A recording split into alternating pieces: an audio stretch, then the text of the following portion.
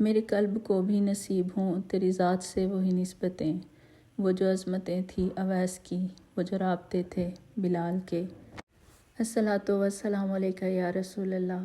अस्सलामु अलैकुम मेरी प्यारी बहनों को मेरी तरफ से बहुत बहुत जुम्मा मुबारक हो।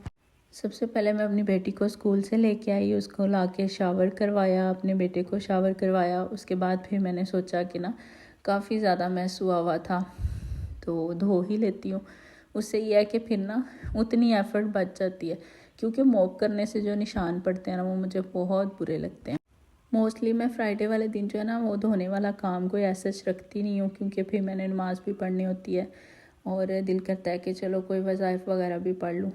तो लेकिन आज कुछ ना ज़्यादा ही मैस लग रहा था, बहुत ज़्यादा डस्ट आई हुई थी। तो फिर मैंने सोचा कि चलो ना पानी गिरा के तो अच्छे से ना वाइपर लगा लेती हूँ। इससे यह है कि काम जो होता है ना वो जल्दी मुकम्मल हो जाता है। और एक मेरी बहन के कमेंट पे मुझे बड़ी ना हंसी भी आई कि आप ही आपके पास एक ही बिस्तर है।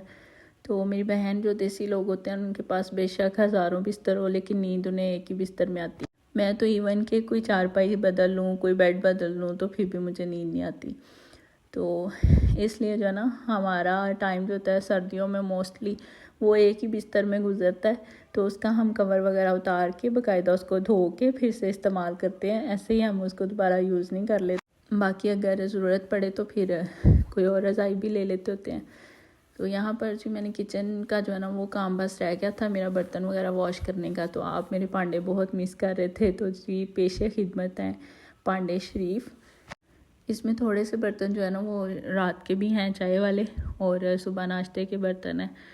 तो मैंने कहा कि चलो ना पहले बर्तन वॉश करती हूँ, उसके बाद फिर खाना भी बनाना है मैंने। क्या आपके घर में भी ऐसे इतने ज़्यादा बर्तन जमा हो जाते हैं, चाहे आप सारा दिन बर्तन धोते रहो? आप यकीन कीजिएगा इवन कि मैं जब रात को सोती हूँ ना तो आखिरी बर्तन जो सिंक में होता है ना, मेरी कोशिश होती है मैं वो भी धो के सोऊं। मेरी अम्मी कहती हैं कि बेटा रात के अगर बर्तन पड़े हो ना तो शैतान चाटता है। और आई थिंक ये हदीस भी है कोई, अगर मैंने नहीं पढ़ी तो बाकी मैंने सुनी है कि अगर रात को अगर आपके बर्तन पड़े रहते हैं तो वो शैतान जो है ना वो चाटता है, तो घर में बेबरकती होती है। तो बड़े बड़े लोग जो हैं वो बड़ी बातें करते हैं, उनकी सुननी भी चाहिए और माननी भी चाहिए। तो मेरी कोशिश होती है कि मैं रात को सारे बर्तन वॉश करके रखूं, लेकिन अक्सर मेरे हस्बैंड के जो फ्रेंड्स हैं ना वो रात को लेट नाइट आते हैं। फिर उससे ये होता है कि अगर कोई लेट नाइट हो जाए बर्तन चाय वगैरह का, तो फिर मेरी कोशिश होती है कि बच्चे सोए हैं तो आवाज़ ना हो, तो फिर मैं नहीं धोती।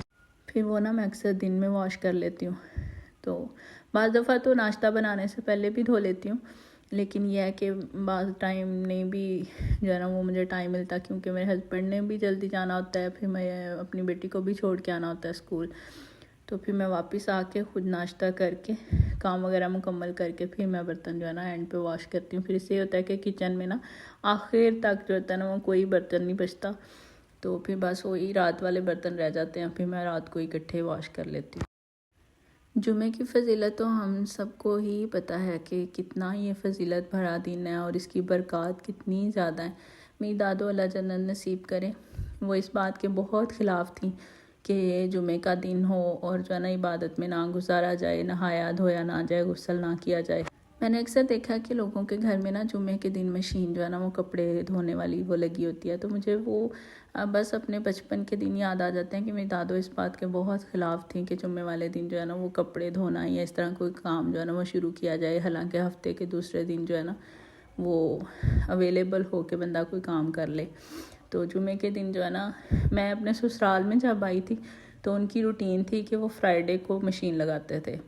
तो मैं बड़ा अपसेट होती थी और मेरी रूटीन जो है ना वो बिल्कुल डिस्टर्ब हो जाती थी। मेरी दादों की रूटीन थी कि वो सुबह उठते थे, गुस्ल करते थे, उसके बाद वज़ाइफ वगैरह बाकी घर के काम भी अपने करते थे ज़रूरी, लेकिन कोई बड़ा काम ऐसे शुरू नहीं करते थे जिसमें जो ना इबादत मिस हो।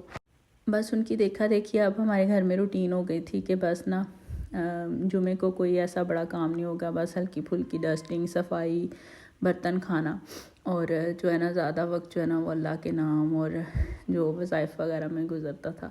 कोशिश करते हैं अब बच्चों के बाद वो रूटीन तो नहीं रह गई, लेकिन फिर भी 100% नहीं तो कुछ कोशिश होती है कि बंदा ना वही रूटीन जो है ना वो फॉलो कर सके। बाकी दिन तो सारे अल्लाह के ही बनाए हुए हैं और सब दिनों में बरकत रखी हुई है, लेकिन जिन दिनों के बारे में अल्लाह ने ख़ुद फरमाया है तो उस पर फिर थोड़ा सा जो है ना बंदे को ज़्यादा एहतियात से काम लेना चाहिए और ज़्यादा इबादत करनी चाहिए ताकि अल्लाह ताला कबूल करे। और अपने प्यारों को जुमे के दिन ख़ास कर बहुत याद किया करें, उनके लिए दुआएं किया करें जो आपको इस दुनिया में अकेला छोड़ गए हैं। ज़रूरी नहीं है कि आप जो है ना वो बैठें तस्बीह पकड़ें और फिर बैठ के वो जो है ना अस्कार करें, नहीं, वो आप अपनी डेली रूटीन में भी रख सकते हैं। काम करते हुए, कुछ भी करते हुए, अल्लाह ताला मुझे भी तौफीक दे। आप काम करते हुए बच्चों की रूटीन में ना अक्सर बहुत सी चीज़ें मिस हो जाती हैं तो फिर बड़ा अफसोस होता है। तो मेरे लिए भी दुआ कीजिएगा कि अल्लाह ताला मुझे भी जो है ना तौफीक दे कि मैं ये रूटीन जो है ना अपनी वो जारी और सारी रख सकूँ। फ्राइडे के दिन जो होता है ना कोई मतलब मेरे हस्बैंड को जल्दी छुट्टी वगैरह का कोई इशू नहीं होता क्योंकि वो अपने टाइम पे ही आते हैं। इसके बावजूद मेरी कोशिश होती है कि फ़्राइडे को, क्योंकि बाकी काम मैं कम करती हूँ, तो जो खाना वगैरह ना वो फिर मैं टाइम से बना लूँ। इससे फिर ये होता है कि आगे सैटरडे संडे जो है ना मेरे हस्बैंड को भी काफ़ी ज़्यादा रिलैक्सेशन होती है। संडे को तो उनका ऑफ होता है, सैटरडे को काफ़ी रिलैक्सेशन होती है। तो बेटी मेरी जो होती है उसको सैटरडे संडे ऑफ होता है, तो फिर हम जल्दी रात को फ्री हो जाते हैं। तो फिर कहीं ना कहीं या तो घूमने चले जाते हैं बाहर या फिर घर पे ही जो ना थोड़ा टाइम स्पेंड कर लेते हैं। तो यहाँ पे मैं ना सोच रही थी कि चाइनीज़ राइस बना लूँ, हमारे जो देसी स्टाइल में हम लोग बनाते हैं। कहने को तो ये चाइनीज़ होते हैं, अदरवाइज़ चाइनीज़ देखें तो वो बेहोश ही हो जाए क्योंकि हमने अपनी इन्वेंशन ज़रूर करनी होती हैं, हर काम में जो है ना देसीपन ज़रूर लाना होता है। मैंने 1-2 दफ़ा ट्राई भी की हैं उनकी ऑथेंटिक रेसिपीज़ ना, तो वो टेस्ट नहीं ना हमारा डेवलप हुआ हुआ। तो जैसे वो हमारे देसी खाने खाएं तो वो उनसे नहीं खाए जाते, ऐसे ही हम उनके खाने खाएं तो हमसे नहीं खाए जाते। तो बस यही है कि हर बंदा जो है ना वो अपनी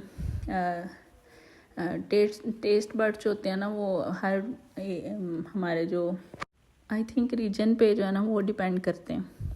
तो हमारे टेस्ट बड्स उनके हिसाब से नहीं डेवलप हुए हुए, इसलिए मुझे तो उनके खानों का बिल्कुल मज़ा नहीं आता और मुझे उनके सूप जहर लगते हैं। बाकी हर रिलीजन की और हर रीजन की जो रिस्पेक्ट है वो तो अपनी जगह पे, लेकिन हम उनके खाने शायद उनकी रेसिपीज़ को मुकम्मल फ़ॉलो करके ना खा सकें, तो इसलिए हम उसमें ना अपना कोई ना कोई टच दे देते हैं, जैसे स्पाइस ज़्यादा ऐड कर लेते हैं या फिर कुछ भी जो हमारे अपने टेस्ट के हिसाब से हो।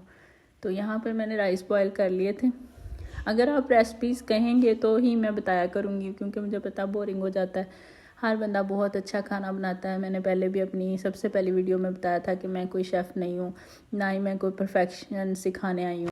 बाकी कोशिश करके अच्छा खाना बनाने की कोशिश करती हूँ कि जो ना सबको पसंद आए। तो अगर आप रेसिपी किसी डिश की कहेंगे तो मैं ज़रूर दे दूँगी। साथ में अब मैंने खाना भी बना लिया और किचन भी मैंने क्लीन कर लिया। मैं ऐसे करती हूँ, जब खाना बना रही होती हूँ साथ में जो खाना बनाने के दौरान बर्तन यूज़ होते हैं ना वो फिर मैं अच्छे से वॉश कर लेती हूँ। फिर किचन जो है ना नीट एंड क्लीन हो जाता है। फिर आराम से तसल्ली से बैठ के मैं खाना खाती हूँ। अगर किचन में ज़रा भी मैस हो तो मुझसे खाना भी नहीं खाया जाता।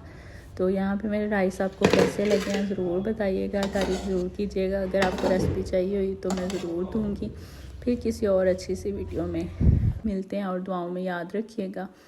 अल्लाह ताला सबके घरों में बरकत डाले, रहमत डाले और सलूक इत्तफाक रहे। तो सब खुश रहें, आबाद रहें और दुआओं में ज़रूर याद रखें। जुम्मा मुबारक। अल्लाह हाफ़िज़।